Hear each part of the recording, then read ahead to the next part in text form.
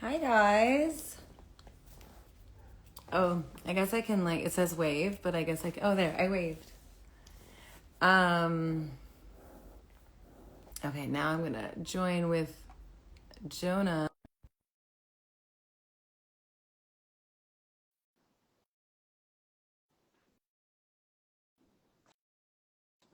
Okay, wait, request again, Ben, if you can see me because there we go. Hi, hi. There. I think it's working. I think so. Hi.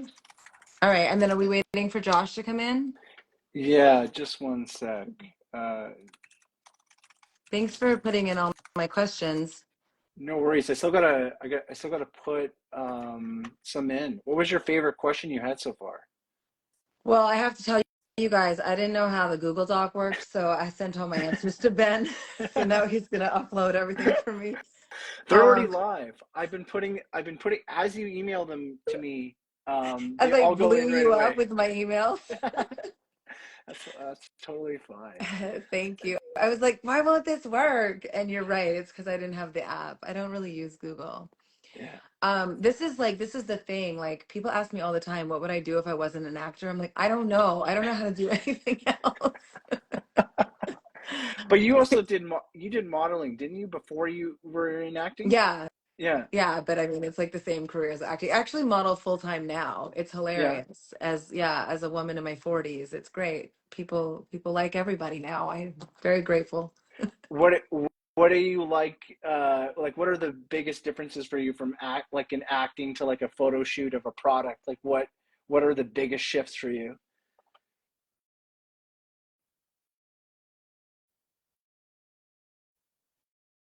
Honestly, it's similar. Like it's creating a character, it's being in character. It's a lot of times you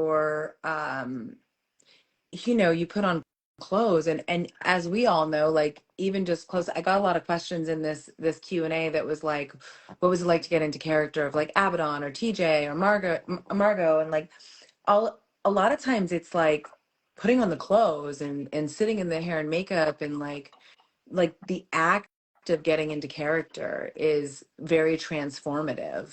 And then being on set and like collaborating with you with Trevor with like other cast members and I think it's like a discovery process of like, oh, what is this? How does this character feel about this? And same thing with modeling, like what is this client or this brand, what is the demographic? What does the woman who wears this feel like? So it's just kind of like stepping in and embodying a new experience. Totally. Yeah, like it seems like it's so similar, but like it's so different, right? Like there's big differences in like how you would approach uh thinking about how the product is going to be perceived versus like something that you're playing every day, like what you were doing with in Supernatural or Riverdale or Stargate. Right.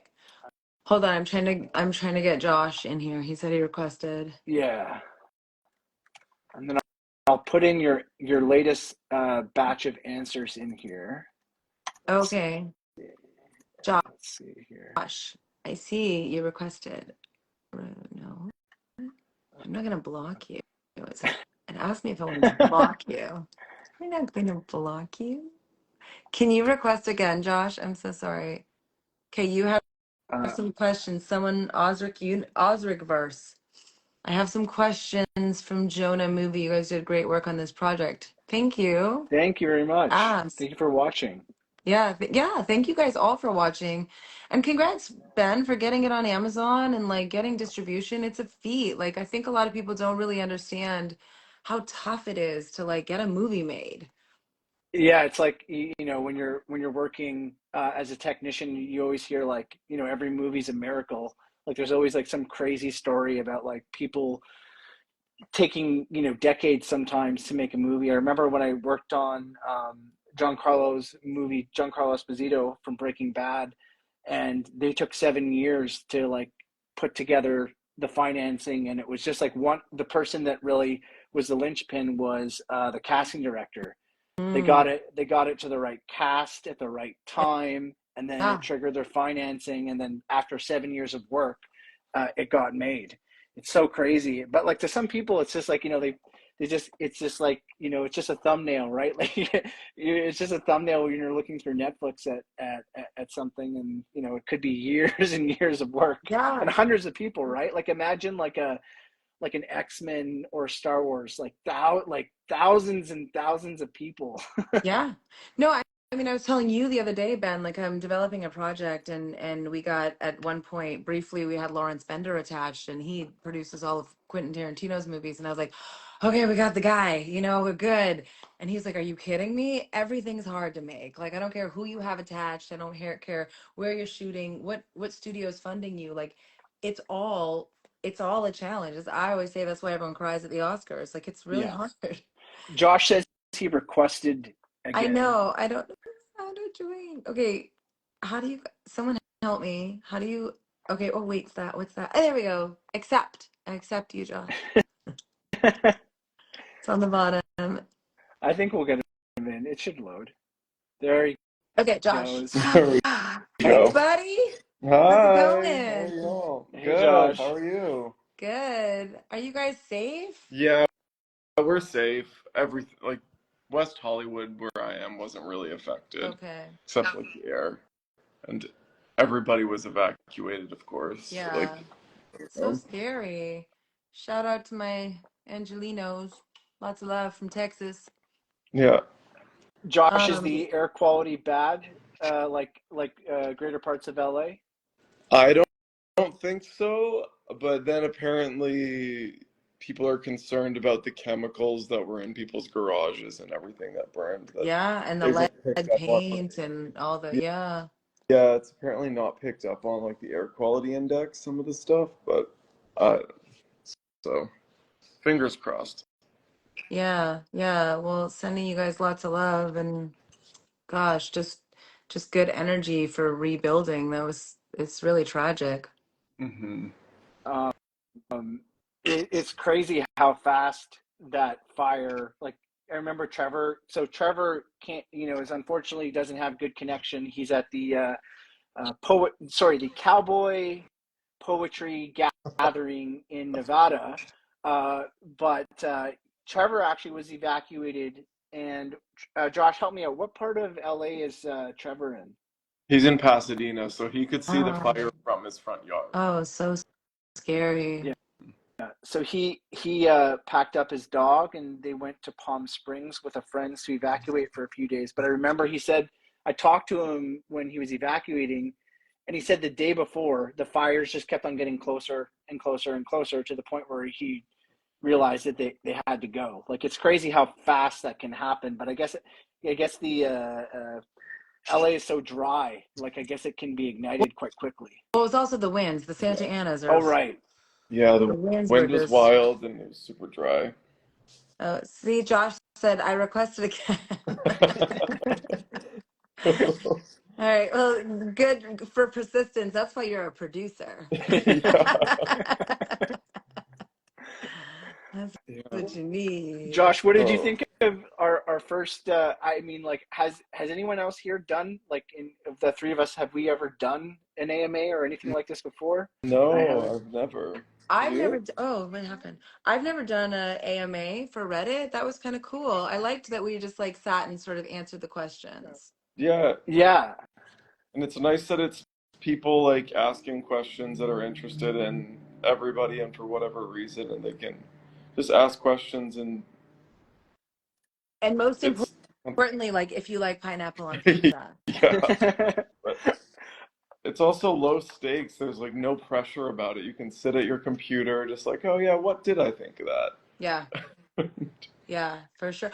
Well, also too, like to answer questions about Jonah, because we shot this what 3 years, 2 years I ago, can't even 2 years. We remember, Josh. When was it? 2020? It was 2022, right? I think it was 2022 May, we shot wasn't in it? 2022 because I had just come off The Last of Oh, Us, so that's when we right, right. wrapped.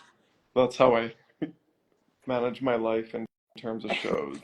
Right, But right, yeah, right, we right, right. shot in That's the time frame. 2022. I do that Mhm. too. I'm like, that was like, oh, that was when this. And for me, it's usually like around a hair color. Yeah. That was my Pixie era. Or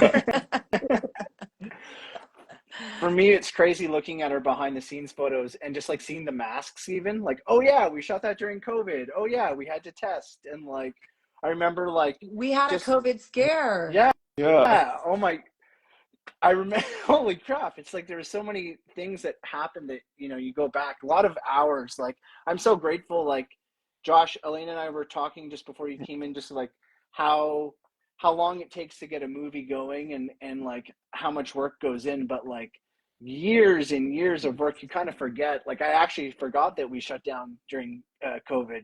Yeah. Well, Even wearing masks, like Alaina, I'm sure you dealt with that working like all didn't they have like zones of studios? Don't you guys remember that when you go to a studio there was like zones, like Yeah. you can be in this zone and that zone, and it was all like what is it? I There was a COVID team. Yeah, totally, totally. I mean, and for like independent productions, a lot of money that's really precious to a small movie went to COVID. mhm.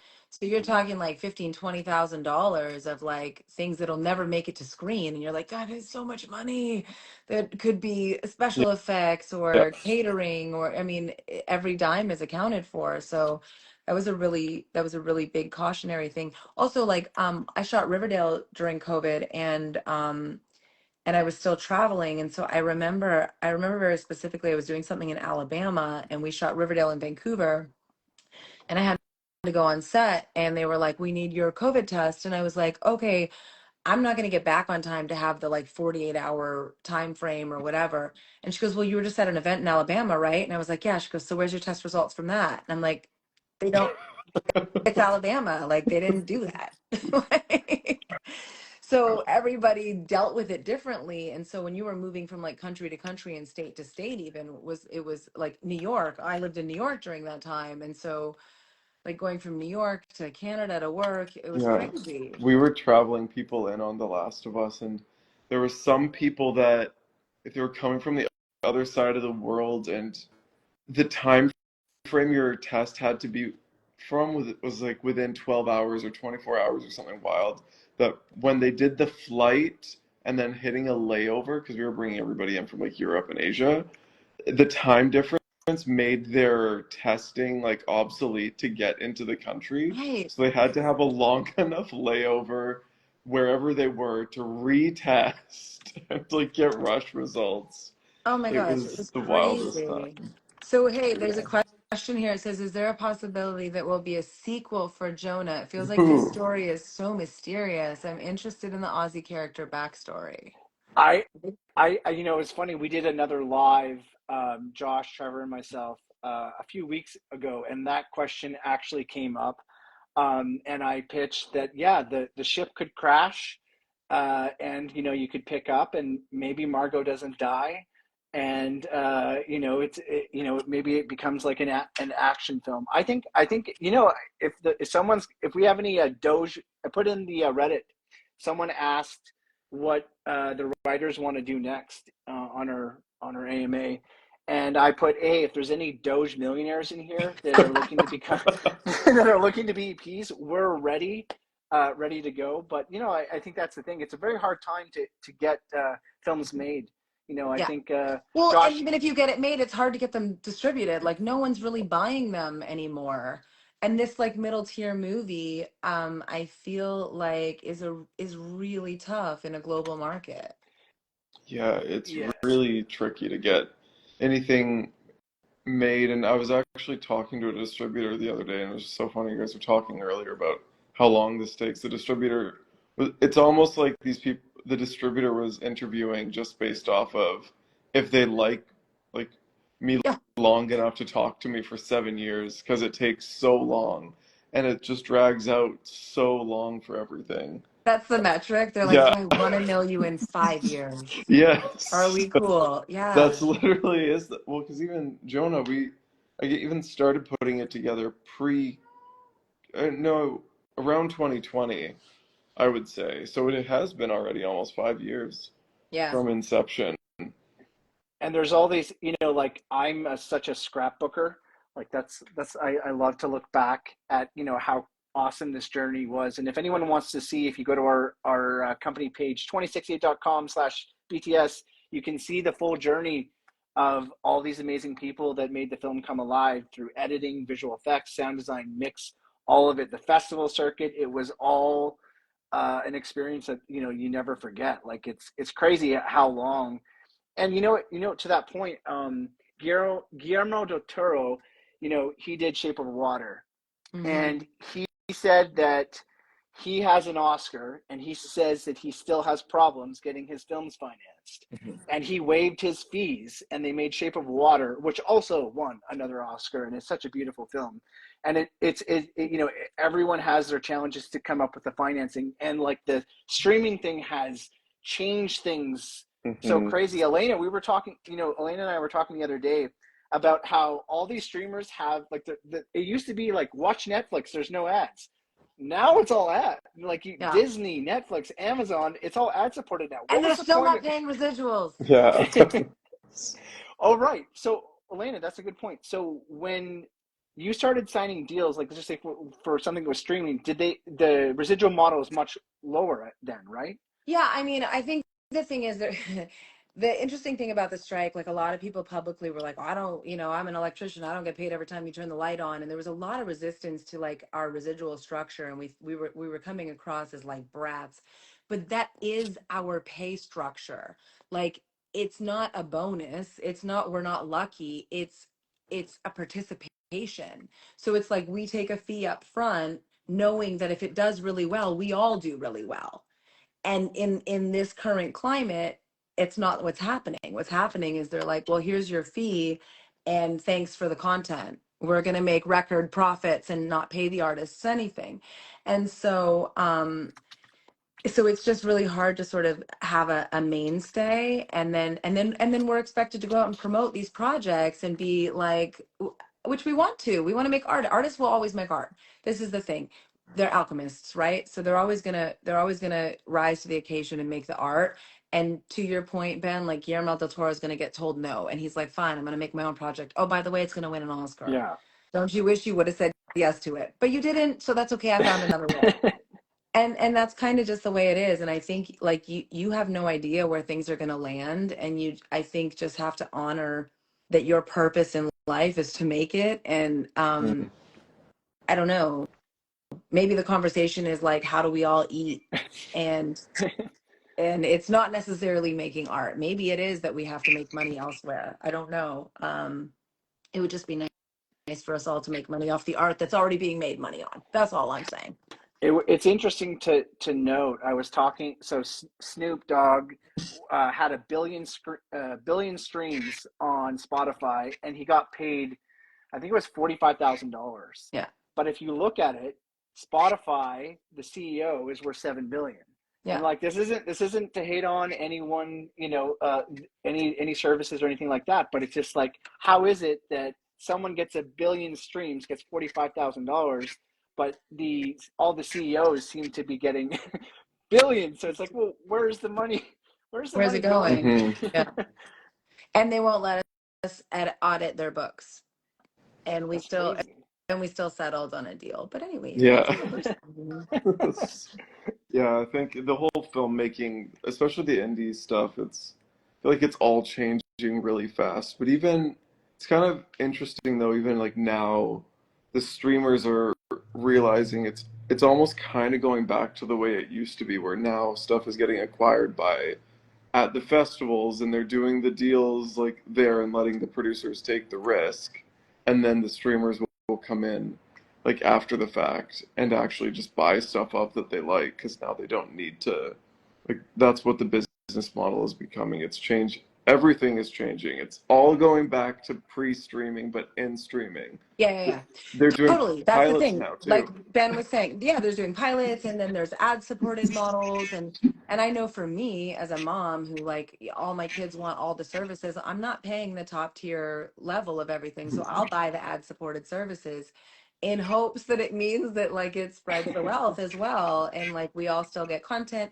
That also gives, like Ben, you directed commercials for a long time. Like that also gives like another streaming art of artistry. Like that was our bread and butter for a long time as artists, to make commercials, and that kind of went away for a while.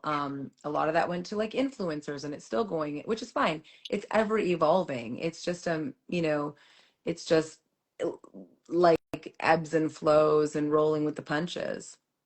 Yeah, it's crazy to see how the landscape can shift so quickly. Yeah. Like, I mean, I went to film school in 2004, so I guess it's like, holy smokes, it's It's been been 20 20 20 years. 20 years, but like you learn about like traditional theatrical release, like that was like the thing at the time to like, okay, there's these things called DVDs now, and then there's Blu-rays, and now there's no, and then there's like what did they remember they used to have the red box or whatever where you Oh would it's yeah. like a vending machine for like it keep it keeps on I mean, I used to get Netflix in the yeah, mail.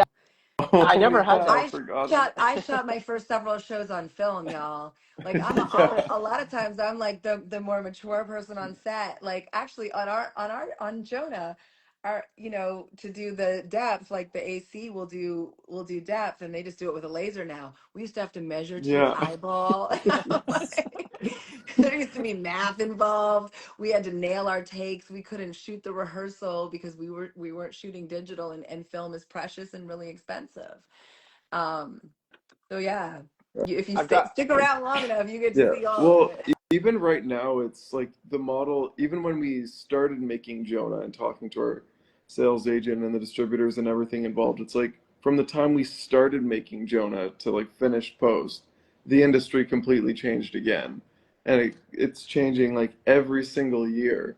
So it's like it's awesome that we were able to get Jonah out there and really like out there onto all the streaming services and getting people able to watch. Yeah, Because a lot of the filmmakers right now I know just like can't get on anything. yeah, Because even the free models don't want to take free stuff anymore. yeah.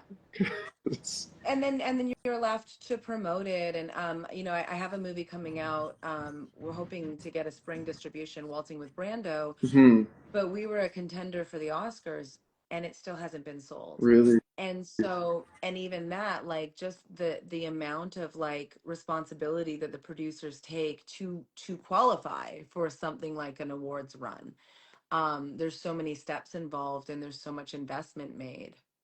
Someone, Osric said the kid in Jonah is really talented. Thank you. That's Oh, my son. Big fan, and Osric did great too. He did do great. yeah. Actually, He that was did. really fun because Osric's, I think, the one who pulled us all together, right? Hmm. Yeah, there's a unique supernatural angle to all this, like literally. Yeah.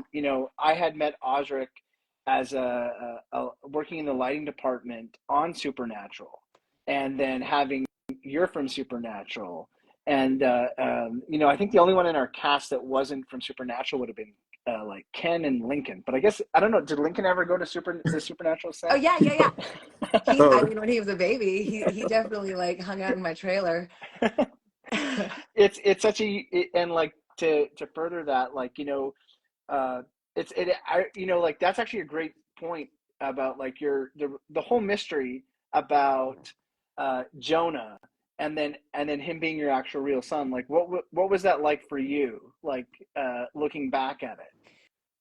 It's really funny because I remember when we talked about it, I had just done a movie with my daughter, and um and I was like, it was a challenge. I found myself in scenes with her. I did not play her mom. I found myself in scenes with her, like kind of mouthing the words because we had already like run at the scene. And I was like, okay, I don't want to do that. So when we talked about it, I remember saying to you guys, I was like, I would like to have like Hannah, my daughter, on set to be his like supervision so that I don't do that. So I'm not trying to like spoon feed him the lines or anything. And so that was actually really helpful.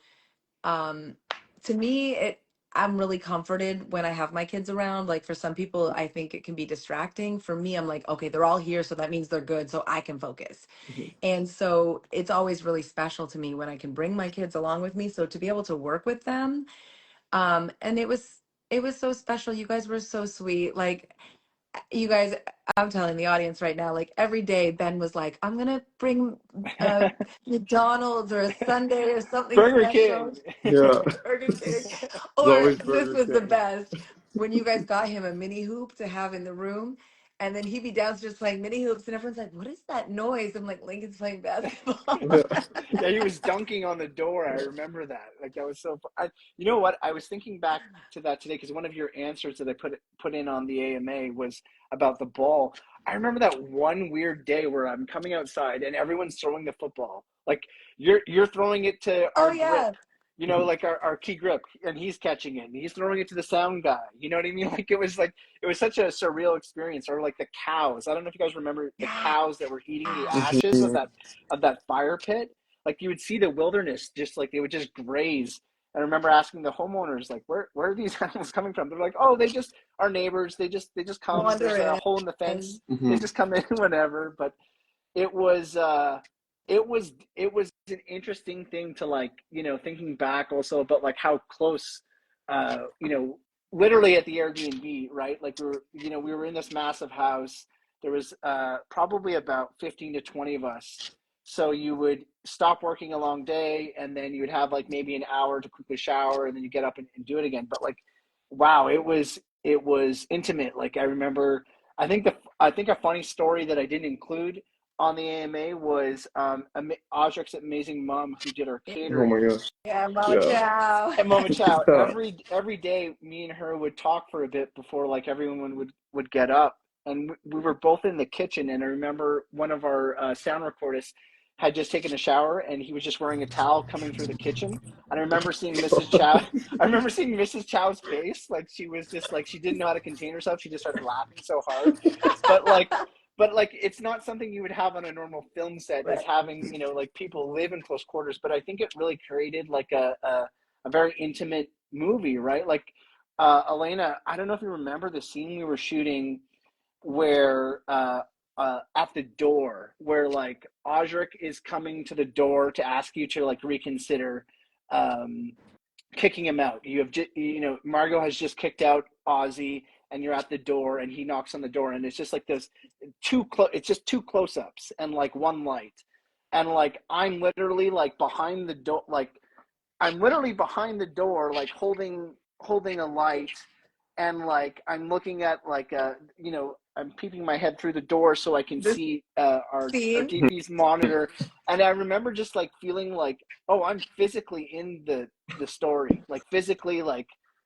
I'm like I felt like a C stand, Right, right. like I'm literally in it. It was very very it was very rewarding. Like it's very rewarding. It's very difficult to do what we did, and like it's a miracle. Like the two numbers I remember forever is 136 and 21. Because without the 136 people or the 21 companies, like the Oh, craziest companies were just like helping us, yeah. like Yeah. uh, You got post some really, facilities. really great support. I mean, and that's a testament to your work ethic and the time that you've put in building your career and all the people that wanted to show up to support you. So, take those flowers. Yeah, I think it's a testament to just like what you can do if you go out. Yes, you got to have a bold idea, but like you got to have the right people, right? Like having even Josh brought up in the AMA today, which was awesome. Like Josh, the story of one of our lead actors actually getting COVID. Remember?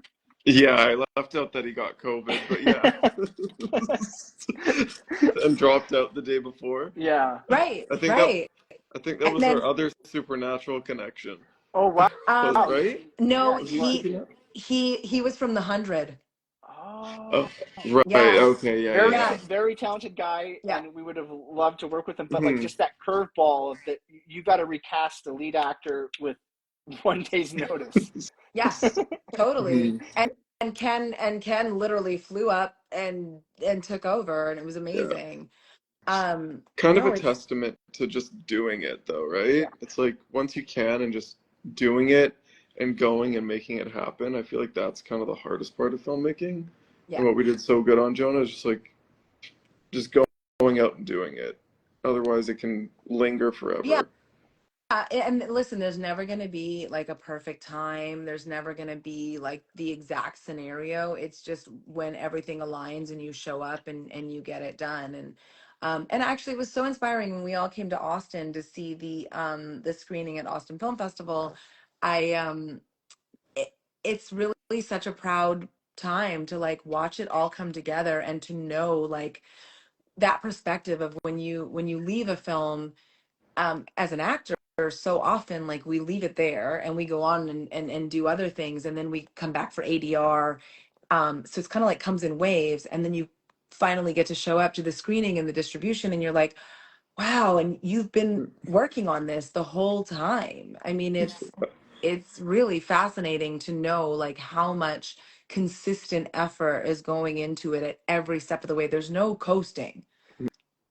Yeah, I think it was like it was crazy because like we talked to you Ken Oz as we're going through post, and you know I literally for like 60 to 80 hours a week we're hearing your voices, right? We're editing the film, we're I'm putting sorry. together like 23 reels of raw footage, right, that you pull from to make the cut, and like you feel like you like you feel so close to the material. Like it's kind of like a weird feeling where you're like you're feeling the voices, like the amount of takes that I would have heard your voice or Lincoln's or Ken's or Oz's. It's crazy, right? Mm. Like the amount of work, like our amazing editor Cindy that like put it all together, right? And like not only that, but like the invisible art of like hiding mistakes of continuity or camera work or wherever it is. She's able to bring her craft, and like Yeah. I think that was the coolest thing of like post was so exciting to me, like the visual effects, the sound mixing from Dave Chick, the composer from David Maslin, the VFX supervision from Bruce. Like it was unreal to see like all these like hardcore veteran people of their craft to come and lead their specialty, Hmm. right? Like it was such an experience to go through, and like to be so grateful because it's like it's so like we're all saying it's so hard to get anything made, and just like knowing that like people are watching the film and reacting to the film, it does make me happy because like I think the worst thing that can happen for like Josh was saying is like we know other people that have films that haven't been distributed, Yeah. right? Or I heard a story when we were at Austin where there was a filmmaker there. Previous his film, they had spent like large amounts of money on something that did not like that it's done like this like never got released on the internet, and like it sounds heart wrenching. Like it gives me a panic attack hearing about that because it's like there's so many people that Yeah. bring their art to the thing. Alaina, what is it like for like I know that you've been on all sorts of different sets, but like why do you have such a love for the independent uh, film side?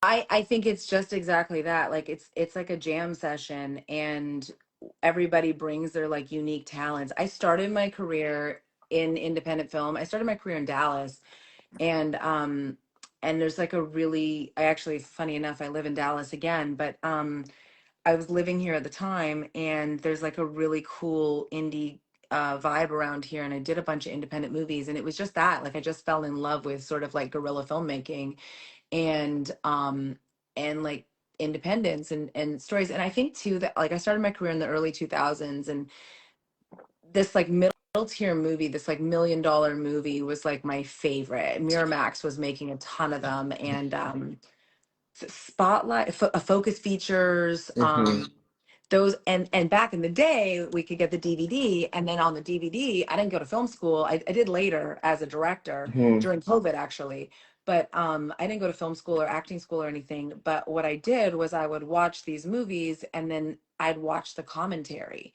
and the commentary was like mostly the director. I always found like if the actor or the producers were in the room it was like a really conservative commentary, but if it was just the director, it was like very raw. Like it was like going to film school. He's like, oh yeah. And at this point, like our generator went down and we had 2 minutes to get the shot. And like, oh, the actors were fighting, or like it was like a real, telling of the story. And so so I would just, that's all I did. I would just like, I would watch movies and then I would watch the commentary and then I'd watch the movie again and then I'd watch the commentary. Um, so yeah, to me, like, again, if it was like a bigger movie, if it was like a studio movie, I didn't feel like I got the authentic experience. And I know for me, like when I directed a short film called Oranges, and I stole a shot in Brooklyn. And Spike Lee's from Brooklyn, and everybody, if you're from Brooklyn, Spike's from Brooklyn. And so I remember stealing this shot, and this woman walked past like 3 or 4 times, and she was like, Spike always pays us when he comes to town. And I was like, okay, well when I'm spiky, I'm gonna come back and I'm gonna pay you. But I bet you he stole some shots first. Yeah. That's so funny. It's just like, that's what I love about it. You're like, art at any means necessary. When you can lock up the street and you've got studio money, it's a whole different story. And it's great because there's gravy there. You can pay everybody and you can, people can build. And that's a great part about being a part of a huge franchise like Stargate or Supernatural is over the years you see like people who start in the camera department become the DP, Mm. or they start as a PA and they become a producer or a producing director, and so you get to watch people's careers evolve, and if you stick around long enough, you see that evolution, and it's really a beautiful thing to watch. Mm. Josh, what about you? Like you've done some really big shows, and like I know you're focused on a lot of developing of independent films, but like what do you feel like the big differences are for you? I mean, obviously, indie is just figuring out like the business of it and really making stuff. And I like doing the studio stuff because you get to meet a lot of like really wonderful crew, and you can kind of do, I don't know, you can just sort of you see how it really works when the machine is so properly oiled. And it's kind of like you have to know how it works in order to break the rules a little bit. So Mm. it's like, being able to watch like how it's all working on like The Last of Us or Riverdale or whatever I was working on at the time. So you know how it works, and then when you go down to like the indie level where there isn't enough money to do everything, you kind of know how to double up or stuff you can avoid and what you can really do to bring the budget low so that it's not a studio project, because it's like we have to, I don't want to say cut corners, but you have to just work a bit more creatively, Yeah. um, just to get stuff made. And honestly, sometimes the studio stuff, like the really big stuff, it's when there's so much money involved and nobody is saying no to Yeah. anybody, it's almost like a loss of creativity. Because like I personally believe that like having some sort of box to play within forces you to have to actually think outside of it in order to like make something happen. But when the box can be anything, everyone's just like, okay, yes, Yeah. that can happen. Yes, that can happen. Yeah. It's the biggest challenge, right? Like when you're shooting, it doesn't matter what it is, if it's a commercial or an indie set or a big set. There's two burns going on. There's a time burn and there's a cash burn, and you're having to make decisions really quickly. And then Murphy's Law is just in your face. Mm-hmm. It's like, oh, you thought that this was going to happen. Well, now the cast member is stuck in immigration, or like whatever the challenge, you just kind of like got to go. It's like Josh is taking improv. It's like the yes Mhm. and. It's like, because if like I remember in particularly in Jonah, I think one of the hardest days was we were shooting and we were already behind, and there was all sorts of logistical problems with equipment.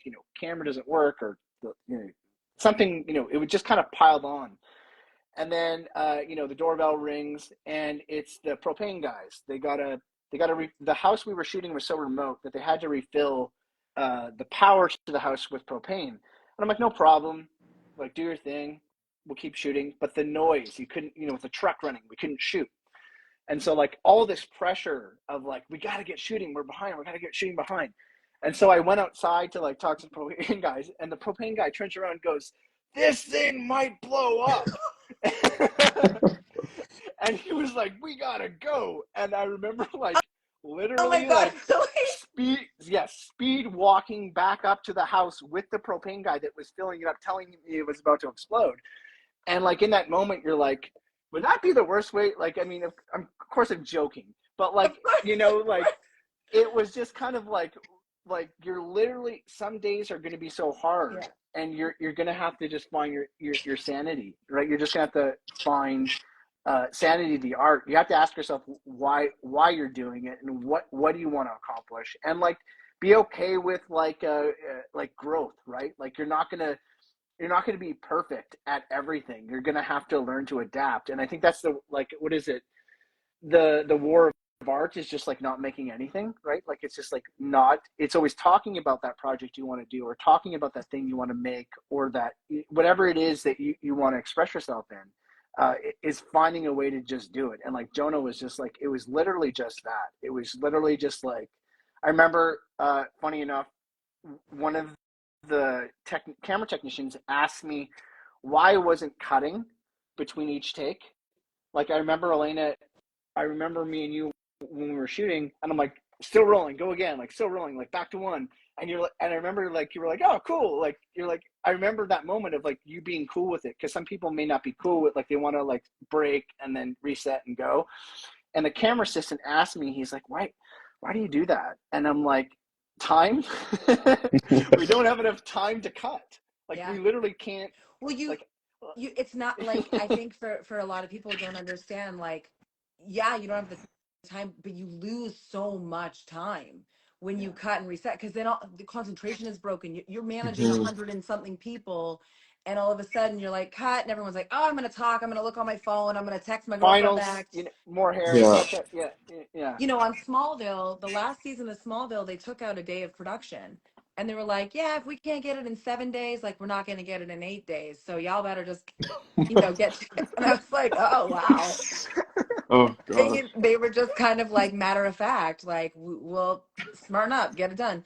But I think too, like with footage, I mean, some directors will take a million takes. Some directors, won't.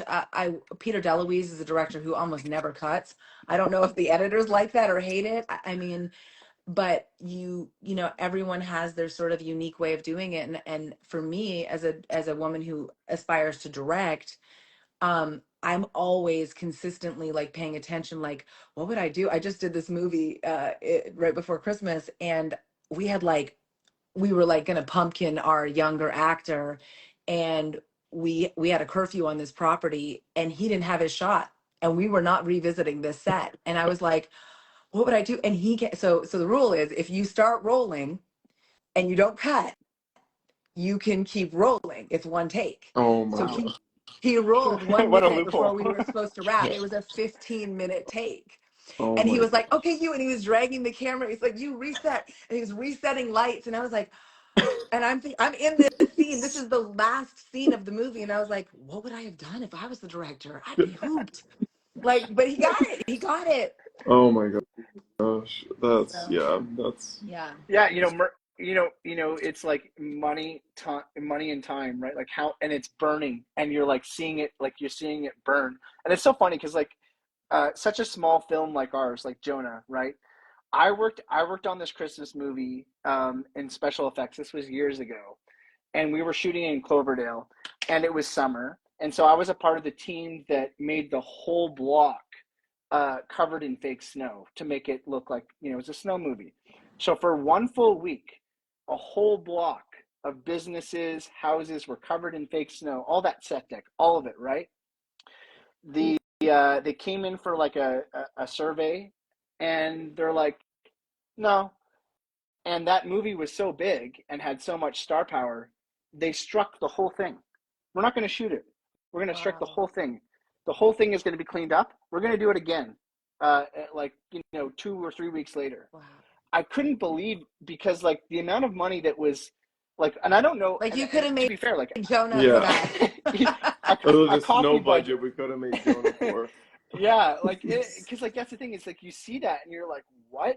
Oh, Yeah. like hundreds of people put this together and it's just gonna get, but like that kind of stuff happens, and I don't know the, like, to be fair, like we don't know the reasons of what would have went into that decision, but it makes you appreciate every single resource you have. Like when you were doing your short, like I'm sure you were having to make those hard decisions, right? Well, yeah, but also the cool thing again about indie filmmaking too is like you have to think on your feet. You have to be like, I like that one, for example, that was my 40th birthday present to myself. That was money I was gonna spend going to Italy. And instead I made a short with it because it was COVID, I couldn't travel. And like that was my money. You know, that was like everything and the things that came out of it were only in the process of it. Like um little shots that I got that I didn't storyboard that weren't in my script. They came because we were in the process of making something and I had to pivot. And you go, "Oh, I didn't even know that this is what I wanted." And you kind of have these like little discoveries. And I find that as an actor too, like there's so many discoveries about a character. Like you can come in so prepared with your thoughts on your character and your notes on your character, and know your lines so well, but if you can't receive a note from a director, or you can't embrace rain or wind or a reaction from your castmate, um, you're missing this little magic, you know? And so I think the magic is in the moment, and it's live. It's being in performance mode. Hmm. Yeah, absolutely. Yeah, we just did a short film in LA like a month ago, and we shot it in just like the whole thing. We shot it all one day. It was just kind of like go, go, go. Everything kind of had to happen on that day, and like that was just indie filmmaking. It's kind of how we were doing Jonah. It's like you get it or you don't. It's like Yeah. that's the there's no Yeah. coming back. Well, and I think the interesting thing too, which is happening now, is we've moved now to self tapes, right? And so we're hiring actors. It's a whole nother Yeah. story. But you know, from a tape that they've submitted, which is great. It's freed us up a lot in a lot of ways. But do you know, did that take the actors 6 hours to get that tape, or can they nail it? Because you've got 30 minutes booked for this shot. Hmm. And if they're not going to get it with an airplane flying over and a kid screaming across the street and like the house is on fire, the propane's about to blow, like Yeah. those are all the elements of like active filmmaking that you don't have a lot of time, and you've got to get it. And how do you perform in those moments, whatever department you're in? Do Yeah, you I do, was talking to a casting director, and they said the best actors who do self-tapes are the ones who will literally just kind of like grab their phone, go like this, do the scene really fast, and then just send it off. Like you can tell they did it in 10 minutes. Yeah. Whereas the people that have like got this full setup, clearly like the blue screen with their reader right over there, and it's like they went for probably 20, 30 minutes to get the take. Yeah. It's like they're starting to see it too, because they're just like, yeah, Well, yeah, the big ones. because they're you know, and there's some really great performances and actors that are coming out of it. I mean, this generation, my daughter, for example, she's 18. Her first in-person audition was a 4-year studio test deal. Up until then, it was like everything was on Zoom or on, and that's just what it is. Like it's not, it's just that's just what the world has presented itself now. So now we got to figure out how to work backwards. But I could talk about this for Yeah. hours, and we should do this again. Oh, I have to go pick my daughter up.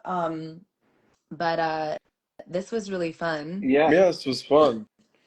Thank you Um, so much. Thank you so much, Alaina. This AMA was a very cool experience. I've still got to put input maybe about 6 of your answers in, I think, or okay, so. But it's all up live on Reddit. Thank you to everyone that watched our film. It's on the Uh, movie subreddit, right? it's on Movies, our movies. Yep. And I'll put in the like last. R, the letter, like Reddit movies. it's like Yeah, r or if you go, slash movies. yes, but if you just go on Reddit and you type in movies, you'll see that subreddit. And as soon as I get all the the answers in, usually the mod will like close the thread or like lock the thread, and there's just like a closing thing. And I imagine the mods will give us a heads up before that. But thank you so much to you and Lincoln for being a part of Jonah, for Of course. promoting, doing this AMA. It's crazy that it happens. Uh, you know, uh, you know, as we get into distribution, how long it takes to do everything. But very grateful for your performance. You're terrifying. You still scare me when I watch that movie. It's very terrifying to think that, like, yeah. I remember. I think that I remember, like, even when we're shooting Margot, like, Margot scared me. Like, I would not trust Me Margot too. at all. She was very creepy. I Um, watched it with my son and his friends, and they were like, "What's gonna happen?" They like paused it. And they're like, "Are you crazy? Are you gonna?" I was like, "Watch! You guys have to watch." So blessed to have this film. Thank you on behalf of Josh and Trevor and everyone else in the producing team that made it happen. We are so grateful to you and Lincoln and Charlie and your other Yeah, children that were yeah. there Thank to you. help with Lincoln and everyone. We are so grateful. Please, everyone, if you want to watch our movies, support us. Go watch it on Amazon for free. Yes. Yes. Hey, thank you guys so much. Thanks Thank for you, having So Lincoln. great us. And talking. let's make more movies. Let's Yes, do please. it. We need some Yeah. Doge millionaires in the chat to please email us so that We'll we can accept make our Bitcoin millionaires too. Yes. sorry, yes, or we'll accept those. Any Any crypto millionaire. crypto. I have a lot of crypto Take that's not worth very much. Yeah. was it like Shiba coin? What was it called? I got like Shiba. Yeah. 27 million of them. Yeah.